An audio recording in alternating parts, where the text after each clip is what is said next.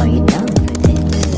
If you're in the mood, we can take it to the moon. Like a movie scene, table for two. No need to be fair, I want you instead. Hola, bienvenidos. Como vieron al inicio del video, mi nombre es Jocelyn Jerónimo Rodríguez y soy estudiante de la licenciatura en terapia física. Hoy les vengo a hablar sobre lo que es la proteína, sobre su estructura, su función y entre otras cosas más. Bueno, ¿qué es una proteína?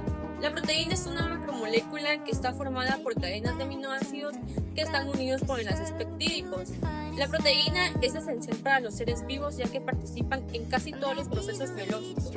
La proteína, en pocas palabras, es una pieza clave que el cuerpo usa para construir tejidos, defenderse, mover músculos y transferir sustancias. Y pues la proteína está compuesta por lo que es hidrógeno, carbono, oxígeno, nitrógeno y a veces azufre.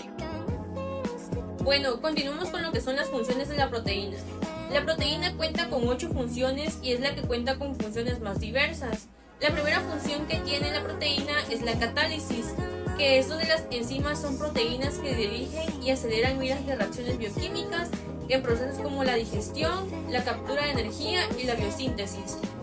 La segunda función es la estructura, que es donde algunas proteínas proporcionan protección y sostén. Las proteínas estructurales suelen tener propiedades muy especializadas, por ejemplo el colágeno, que es el componente principal de los tejidos conjuntivos, y la fibroina, que es donde la proteína de la seda posee una fuerza mecánica significativa. La tercera función de la proteína es el movimiento, que es donde las proteínas participan en todos los movimientos celulares, por ejemplo la actina, la tubulina y otras proteínas forman el citoesqueleto. Las proteínas del citoesqueleto son activas en la división celular, la endocitosis, la exocitosis y el movimiento amoeboide de los leucocitos. La cuarta función de la proteína es la defensa, que es donde una extensa variedad de proteínas son protectoras. Las proteínas de coagulación de la sangre, fibrinógeno y trombina, impiden la pérdida de la sangre cuando los vasos sanguíneos se lesionan. La unión de los anticuerpos a un organismo invasor es el primer paso para su destrucción. La quinta función es la regulación, que es donde una unión de molécula hormonal o un factor de crecimiento a receptores en sus células diana modifican la función celular. Entre los ejemplos de hormonas peptídicas se encuentra la insulina y el glucagón.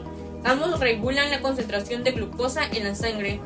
La sexta función es el transporte, que es donde muchas proteínas actúan como moléculas transportadoras de moléculas o iones a través de las membranas o entre las células. Entre los ejemplos de proteínas de membrana están las bombas sodio-potasio y el transportador de glucosa. Otras proteínas transportadoras son la hemoglobina, que es la que lleva el oxígeno a los tejidos desde los pulmones, y las lipoproteínas de baja intensidad y de alta intensidad son las que transportan los lípidos desde el hígado al intestino a otros órganos. La séptima función de la proteína es el almacenamiento, que es donde se reservan nutrientes como la caseína o la ovalbumina. Y la última función son las respuestas a agresiones, que es donde proteínas como el citocromo son las que neutralizan las sustancias tóxicas y proteínas de choque térmico son las que protegen otras proteínas que están bajo estrés celular. Continuamos con lo que es la estructura proteica. Los bioquímicos han diferenciado varios niveles en la organización estructural de las proteínas. Las proteínas cuentan con 4 niveles, las cuales desempeñan una función y una estabilidad. El nivel 1 es la estructura primaria, que es donde cada polipéptido tiene una secuencia de aminoácidos específicas. Las interacciones entre los residuos de aminoácidos determinan la estructura tridimensional de la proteína, al igual que su papel funcional y sus relaciones con otras proteínas. Los polipéptidos que tienen secuencias de aminoácidos y funciones semejantes se dice que son homólogos. Las comparaciones de secuencias de polipéptidos homólogos han sido utilizadas para trazar las relaciones genéticas de las distintas especies. El nivel 2 es la estructura secundaria, la cual se refiere a la disposición espacial local de las cadenas polipeptídicas que están estabilizadas por enlaces de hidrógeno entre los grupos amino y carbonilo del esqueleto peptídico. La estructura secundaria se basa en lo que es la formación de hélice alfa y lámina beta. La hélice alfa es una estructura en espiral que pues está estabilizada por enlaces de hidrógeno, y las láminas beta pues son estructuras en forma de zigzag donde las cadenas polipeptídicas se alinean en paralelo o antiparalelamente y también están estabilizadas por enlaces de hidrógeno. El nivel 3 es la estructura terciaria, que es donde se señalan las conformaciones tridimensionales únicas que asumen las proteínas globulares al plegarse en sus estructuras nativas. El plegamiento proteico es un proceso en el que una molécula desorganizada naciente, que es recién sintetizada, adquiere una estructura muy organizada y se produce como consecuencia de las interacciones entre las cadenas laterales en su estructura primaria. La estructura terciaria se estabiliza por las interacciones hidrofóbicas, por las interacciones electrostáticas, por los enlaces de hidrógeno y por los enlaces covalentes.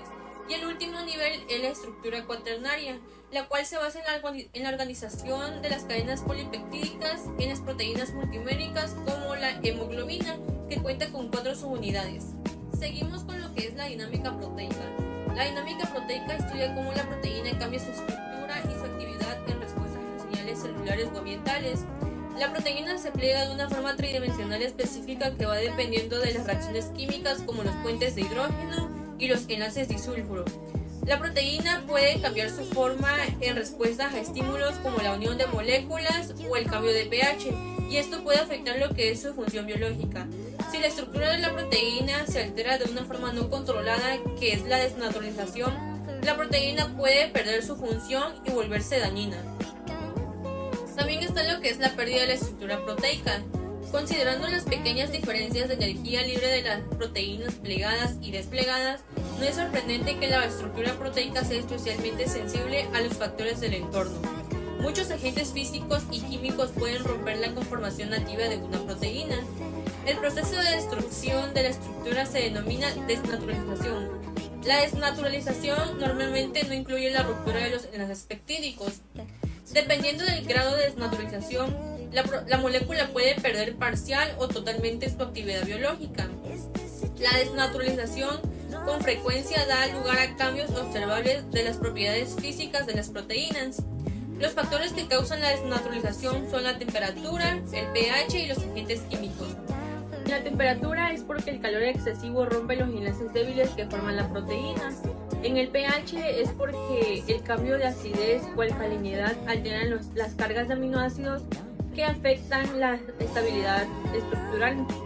Y los agentes químicos pues son sustancias como detergentes o solventes que interrumpen las interacciones estructurales de la proteína. La proteína se clasifica en proteínas fibrosas y proteínas globulares. Las proteínas fibrosas contienen característicamente proporciones elevadas de estructuras secundarias regulares, como hélices alfa y láminas beta. Como consecuencia de su forma de varilla o de láminas, muchas proteínas fibrosas tienen funciones estructurales más que dinámicas. Las proteínas fibrosas son la queratina y el colágeno. La queratina es una clase de proteínas que se encuentra en el pelo, la lana, la piel y las uñas, y su estructura es un polipéptido con hélice alfa. Cada polipéptido tiene 3 dominios, un dominio de cabeza, un dominio central en forma de varilla con hélice alfa y una cola. Los polipéptidos de queratina se asocian para formar un dímero de ovillo enrollado. Y el colágeno es la proteína más abundante de los vertebrados.